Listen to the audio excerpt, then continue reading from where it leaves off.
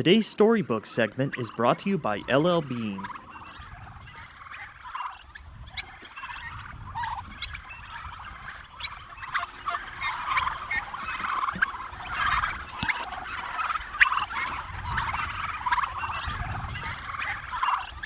Turkeys are like children, Get them outside, playing in the dirt. It's healthy for them. They're out eating the grass and, sunning themselves. Being somebody that graduated from an agricultural school, the first thing is always animal welfare, animal health. Do no harm, Never, ever abuse an animal.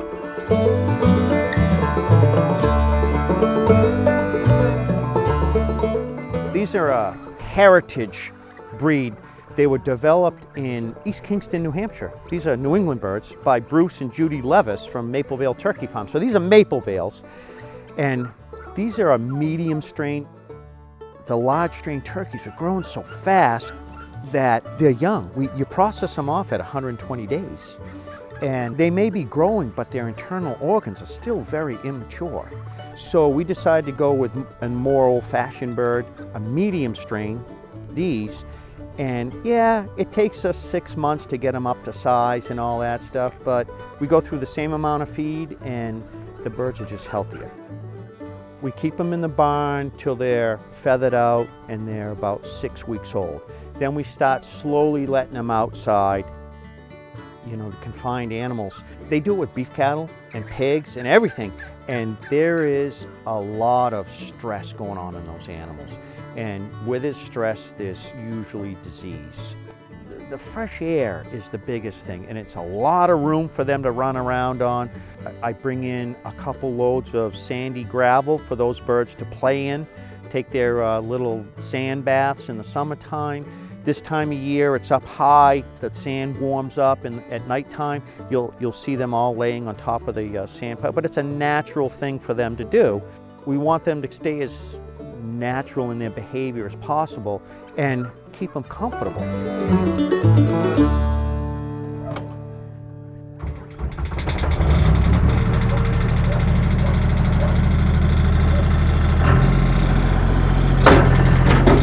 I was diagnosed with cancer back in 2013-14.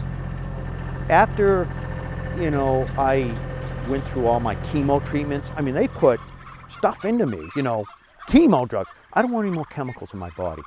My turkeys and my beef, we don't give them anything. There's no chemicals. I don't want the chemicals. If you buy a whole turkey, there shouldn't be an ingredients clause on it telling you, come on.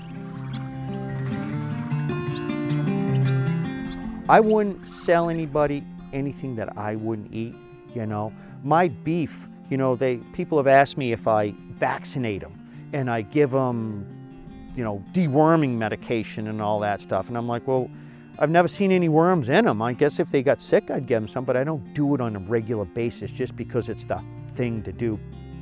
If we see a sign of something going, getting sick, sure, we're going to take care of it. That's part of animal husbandry, but also part of being a registered nurse. You take care of sick stuff.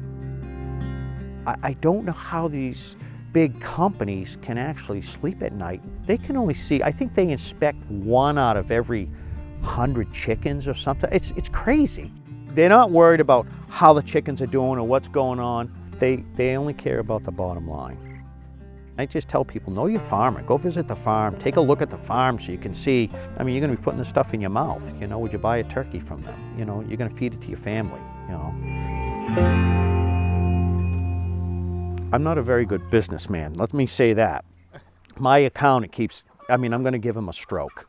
But our feed went up $150 a ton. A ton. We just had 4 tons delivered this morning. We get it every week, okay? We have it milled right over here in Detroit at Feed Commodities. It was milled last night and it's delivered today. We had to increase our price on our turkeys, and it's like, it's awful. It was like 38 cents a pound we had to go up on our turkeys. I didn't. I went up 20 cents. There's a store down on the coast, Rising Tide. I don't sell to a lot. I just sell to about 10 stores. And I know these people. I can go and have a coffee with them. Called them up and I said, look, we're getting 20 cents out of this, and you're getting 20 cents that we're passing on, and we'll see what next year brings. I don't know if the feed costs will come down, but I want to maintain our customers. You know what they said to me? They said, that's it. And I just thought 38 cents was too much for a consumer to absorb. What I like about Scott's turkeys is they come clean in the packaging. We know they're all natural. We trust Scott. Customers say that the flavor is better, and it is better. They're pretty spoiled in their taste now, and Scott is requested every year they ask for. COVID increased my business probably by 25%. We've had a lot of people that moved into the state of Maine we call them people from away or flatlanders. I am a flatlander transplant, but I can make fun of people now. They come up and, they want fresh turkey, and we had people calling us from all over the state. Our customers at Rising Tide are always asking us, how are these birds processed? How they are treated is of prime importance. And Scott, that's one of the reasons we go with Scott. It's a very humane process. And also the way he processes his birds, there's no chemicals.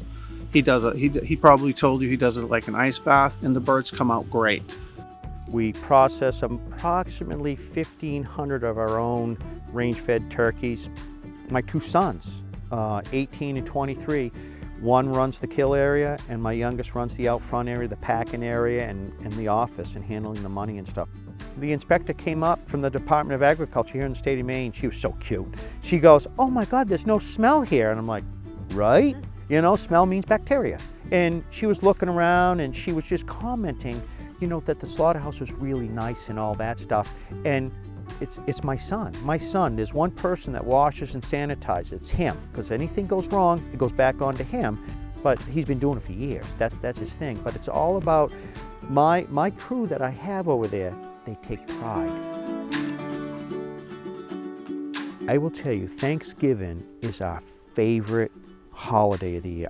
Even Christmas. We do sit around the table as a family, and we talk about, oh, remember this happened or that happened. We got through this, and this customer came up, and we're thankful for getting through a good season and stuff like that. And it's just Thanksgiving. It's just cool, besides all the good food, and it's like, I didn't get this way from eating salad, we eat good food here, We have one family that has been coming here for years, Mr. La Liberty. He looked like Santa Claus. My kids grew up thinking that was Santa Claus's brother.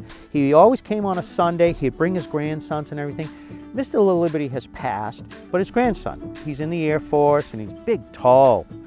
He comes here at Thanksgiving time, and he brings up his grandmother's turkeys, and we process the turkeys. He puts on an apron, he goes in, and he's sweeping the feathers in the background. He said, it wouldn't be Thanksgiving unless I was sweeping some feathers.